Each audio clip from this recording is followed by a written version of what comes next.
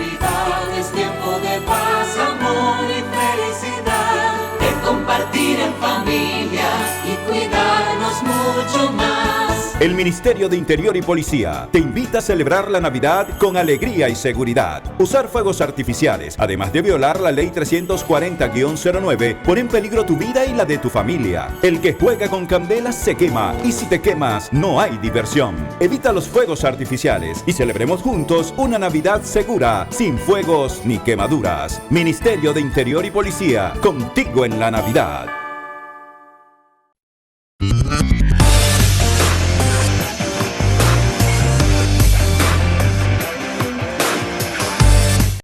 Desde la República Dominicana soy Ivonne Ferreira. Señores, sigue la francachela, sigue el conocimiento de la medida de coerción a los 11, bueno, ya 10 imputados del caso Odebrecht. El Ministerio Público ha sido bastante devastador, titulaban algunos de los diarios, con la familia Medina Sánchez, una especie de dinastía que parece que llegó aquí al Estado apropiarse de él para enriquecerse, por lo menos es lo que dejan claros todas las interpretaciones, todos los documentos, ese legajo de documentos que ha sido presentado, ¿verdad?, por la parte del Ministerio Público en estos días. Y bueno, un titular que llama mucho la atención dentro de, o de las frases célebres o de lo dicho en ese juicio, que en el día de ayer duró 11 horas, 14 el anterior, se retoma hoy, se retomó desde las 5 de la tarde y suponemos que ya hoy por fin se dictarán medidas de coerción para las personas, los encartados en este caso o los que están acusados en este caso. Sí, según el Ministerio Público parece que todos irán a prisión preventiva. Pero el titular al que me refiero es el de Alexis Medina, alias El Pulpo, que hablaba de que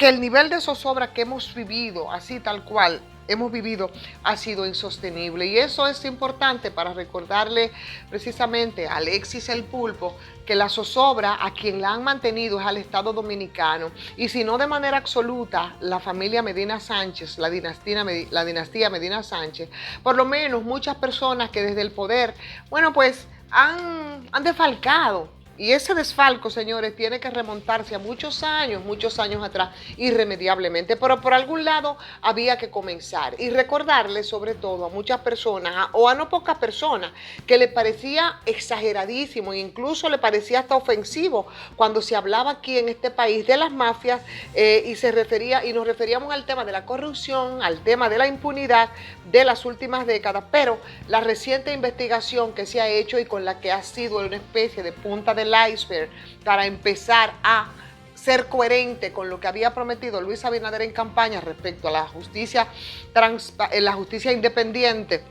y por supuesto transparentar y hacer pagar a quienes han cometido actos de corrupción. Bueno, pues indica que no hay ni ganas de fuñir, ni hay despistes, y yo creo que eso tiene un nombre y tiene un apellido precisamente, y es que desde el oficial, manteniendo la coherencia, vuelvo y repito, entonces esta vez se le puso un sello y ese sello tiene el nombre de Miriam Germán Brito, que es la nueva Procuradora General de la República. Informaciones, muchas informaciones que han venido desde investigaciones periodísticas, desde instituciones independientes, que han hablado y han gritado hasta el cansancio desde hace muchísimos años los casos de corrupción, para que nos quedemos en los últimos 16, señores, y estamos frente a los casos más pequeñitos. Faltan aquí temas y aspectos que tendrán necesariamente que retomarse, y ahí entonces es cuando nosotros vamos a ver cuáles son las garras o cuáles son los tentáculos de los verdaderos pulpos. En los 60 años posteriores a lo que fue el ajusticiamiento de Trujillo, señores, la corrupción aquí en este país se convirtió en una especie de régimen protegido, de oficialización de la corrupción, en tanto que en el caso de Trujillo y su dictadura, pues solo él podría corromperse, solo él podía disponer de los recursos del Estado. Pero si nos remontamos, señores, a los 20 años de gestión del Partido de la Liberación Dominicana, lo que ha pasado en términos de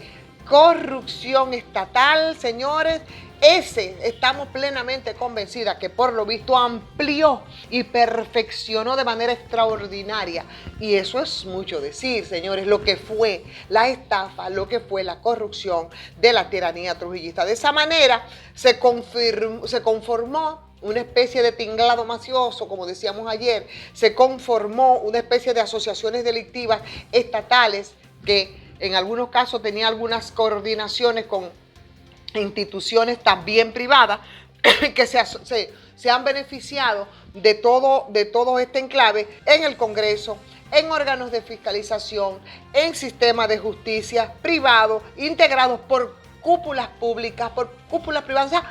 aquí en términos de corrupción ha habido de todo como en botica, señores. Y en este caso, en el que llegamos al caso de la banda de Alexis, como le ha denominado el Ministerio Público, con tutoría en las alturas del poder, por lo que ya para muchos Alexis es una especie de pulpito frente a hidras de 7 cabezas, animalitos o escarabajos de 100 pies, o como decía una amiga mía, Dani Babá y los 40 ladrones. Parecería como que de eso es que se está tratando. Bandas mayores con diferentes escándalos, fraudes que tendrá que mirarse, desempolvarse desde hace tiempo, escándalos y estafas, por ejemplo, para citar algunos casos que nos remontan casi a los 20 años de gobierno del PLD con sus mafias. El caso, por ejemplo, de Odebrecht. ¿O ustedes piensan que en esta coyuntura, si ciertamente, como creo que tenemos, será esta justicia independiente, el caso de la Santa y puta Catalina va a quedar impune o va a quedar sin tratarse a pesar de lo que hizo el peón de Danilo Yanalán con la página 14 cuando trató de sacarla del escándalo de Odebrecht, que por cierto el caso de Odebrecht está dando un giro interesante y por eso, aunque es hasta el 21 que se retoman otra vez el tema, señores, ahí están llegando testigos de Brasil, porque aquí se tiene que desenmarañar y decodificar todo el tema de los codinomes. Pero además de eso, tenemos otros casos, por ejemplo, como el caso Renove, el caso Sunland, el caso PM. Ustedes recuerdan el caso PM, que fue en principio de los gobiernos del PLD, donde yo siempre digo a modo de chanza que lo único que quedó claro ahí en el caso PM, aunque hubo 2 o 3 alaracas de apresamiento y que después todo quedó como si nada, fue que Luis Inchaustegui, el que no era tampoco el cabecilla de todo eso, en vez de Luis Inchaustegui, en vez de apellidarse Inchaustegui, se apellidó Inchausti. Fue lo único que nos quedó claro. Y así como Peme, Onza, Sea, Oizoe, Tucano, Asfalto, Barrigol, porque de todo eso hay que hablar, señores, como parte de todo ese entramado de corrupción. O sea, que si nosotros comenzamos en este caso, o si la justicia, el Ministerio Público o la Procuraduría comenzó en este caso por los Medina Sánchez, no piensen que es un tema de justicia selectiva, es un tema de que como desbordó la dinastía, señores, Medina Sánchez este caso. Hacíamos referencia y volvemos a hacerla en este momento porque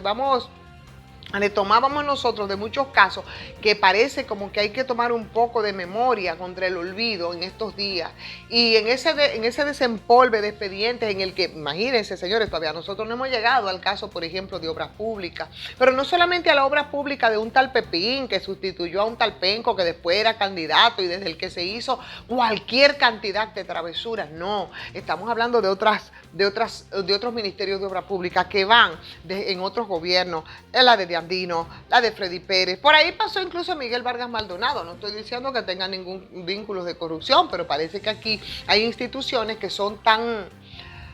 afectas a ese tema, no sé si por los recursos que maneja o si por la cantidad de personal, en fin, que entonces terminan con mucho clientelismo, que es lo que deviene normalmente en el tema de la corrupción. Yo,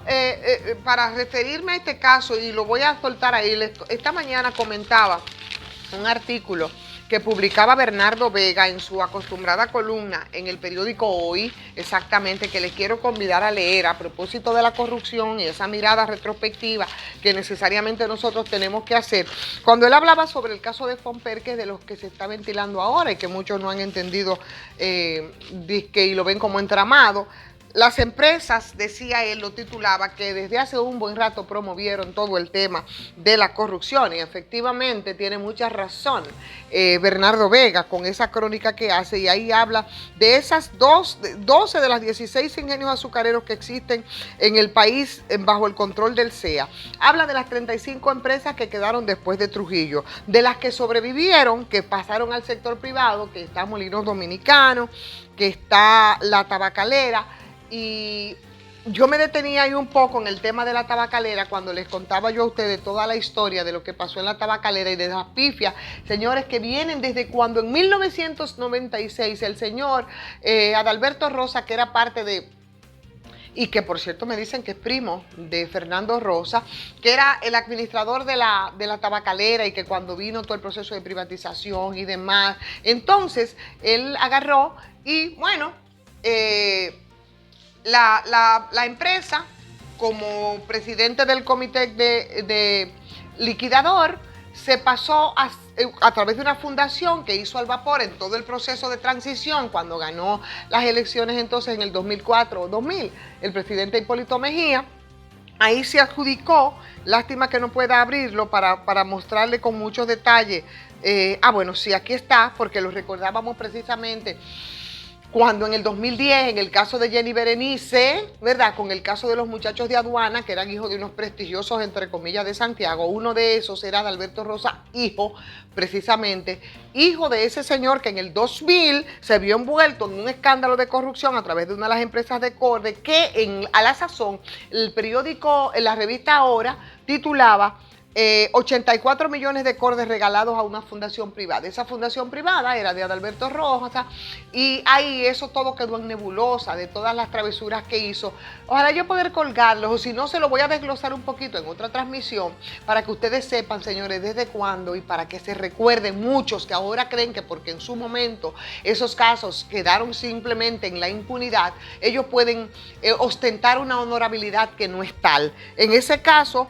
con todos los apresuramientos que había respecto al tema de algunos expedientes y algún dinerito que muchos PLDistas que estrenaban en ese cuatrienio querían tener, bueno, pues entonces en ese caso el contrato de donación que del mismo liquidador se había donado el Colegio La Esperanza, que era de la tabacalera y que era una conquista del sindicato para los hijos de esa empresa. Quedó como un patrimonio de este señor que, actuando como juez y parte, él se lo donó y eso implicó la friolera de 84 millones en ese momento. Ustedes ven, hay muchos expedientes y hay muchas cosas que hay que recordar. Para los que hablan de retaliación, no, el asunto viene de lejos y tiene que ir mucho más atrás. Y claro que tiene que involucrar a muchas otras personas, pero sobre todo tiene que servir de advertencia a los que están asumiendo ahora